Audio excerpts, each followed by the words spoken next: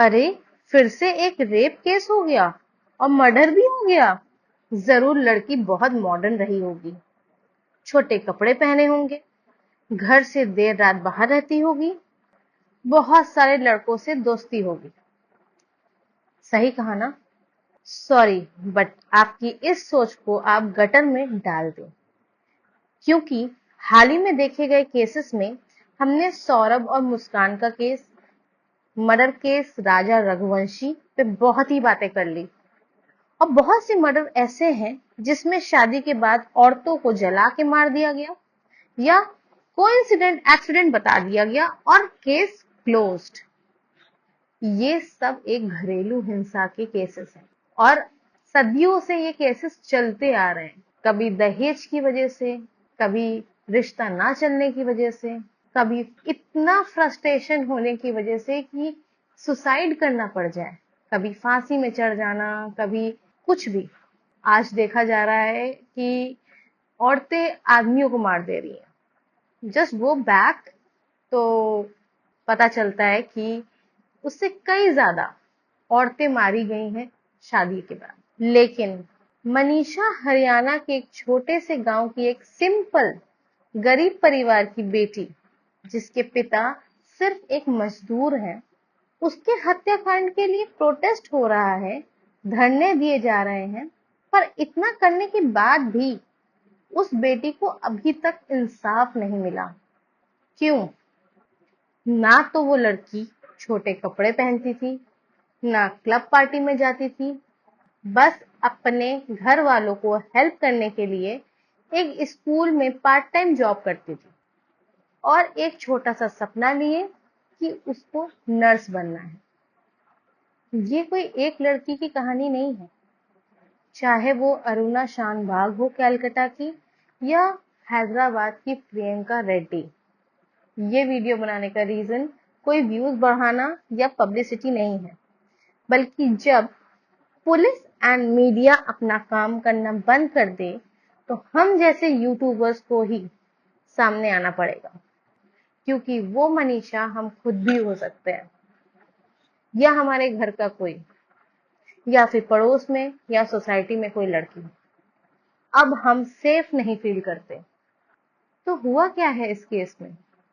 जो पुलिस बता रही है कि एक लड़की सुबह अपने काम पे स्कूल में पढ़ाने जाती है, वहां से वो टाइम से निकलती है, जो कि एक्चुअली में सीसीटीवी फुटेज में दिखाया जा चुका है।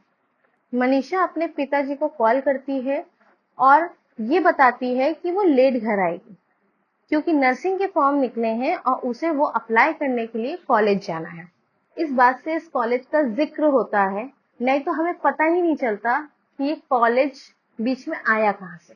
फिर 6:26 में शाम को मनीषा की कॉल आती है और फिर उसके बाद कॉल कट हो जाती है और 6:26 के बाद जब उनके पिताजी उस कॉल को फिर करते हैं तो कॉल उठती ही नहीं है।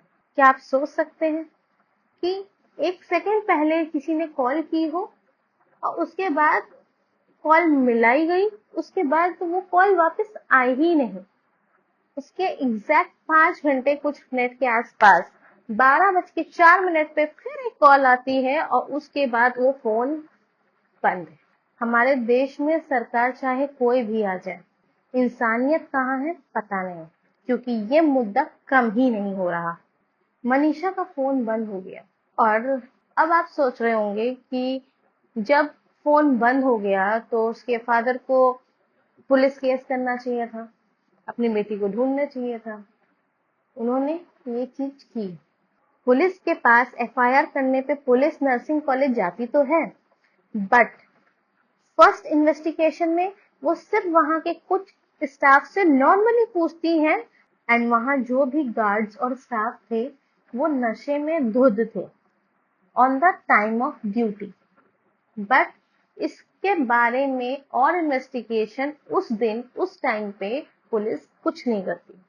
जब मनीषा के पिताजी पुलिस से और इन्वेस्टिगेट करने के लिए बोलते हैं, फर्दर पुलिस कहती है कि आपकी बेटी किसी लड़के के साथ भाग गई होगी एंड 2-3 दिन में वापस आ जाएगी शादी के कार्ड के साथ। और फिर होता है नया खुलासा।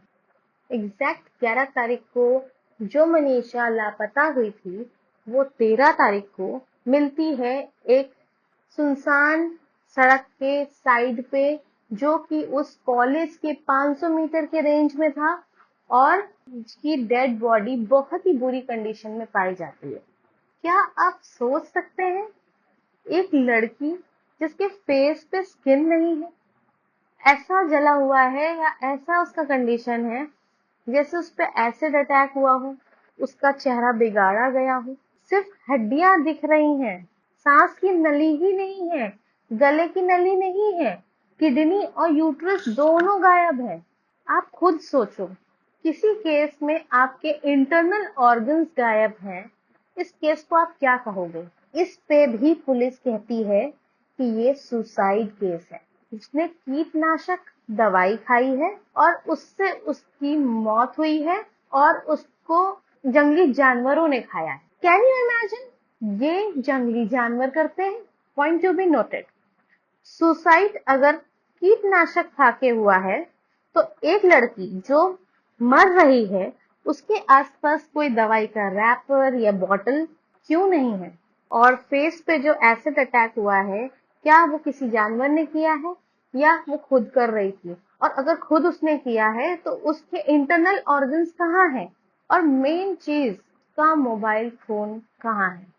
इतने प्रोटेस्ट के बाद बार बार इन्वेस्टिगेशन में नए नए खुलासे हो रहे हैं। इन्वेस्टिगेशन में असॉल्ट का भी केस सामने आ रहा है। मनीषा के पिता को एक कमरे में ले जाके उन पे दबाव बनाया जा रहा है, और इस केस में ऐसा क्या है जो अभी तक सामने नहीं आ पाया है? पुलिस प्रॉपर एक्शन नहीं ले रही है, पुलिस स्टाफ के ट्रांसफर कर दिए जा रहे हैं, और उस गांव के आसपास का मैसेजिंग सिस्टम बंद कर दिया गया है, और वहां पर इंटरनेट भी बंद कर दिया गया है। सोशल मीडिया में इसकी वीडियोस डिलीट हो रही हैं, न्यूज चैनल पे ये न्यूज दिखाई नहीं जा रही है। मतलब एक लड़की सेफ नहीं है। इतना बड़ा हादसा होता है और पीछे ये सब हो रहा है। हो सकता है ये वीडियो भी हटा दी जाए, चैनल बंद हो जाए, बट नो प्रॉब्लम। इस वक्त उस लड़की को, उस पिता को इंसाफ मिलना जरूरी है जिसके साथ इतना बुरा किया गया है। And I request to every YouTuber and Instagram users, हमारा कंटेंट कुछ भी हो, इस टॉपिक पे वीडियोस जरूर बनाएं, because everyone should know the truth, because ये सब खत्म होना जरूरी है। वो मनीषा आपके घर की भी हो सकती है, आप खुद हो सकते हैं। ये वीडियो भी सोशल मीडिया से हटा दी जाए, उससे पहले जितना हो सके इस वीडियो को शेयर कीजिए, क्योंकि ये सिर्फ एक हरियाणा का केस नहीं है। हम जहां जहां भी रहते हैं, वो आप जब घर से बाहर निकलते हो ना, उस गली का भी यही केस है, और उसके लिए भी कोई बात नहीं करता।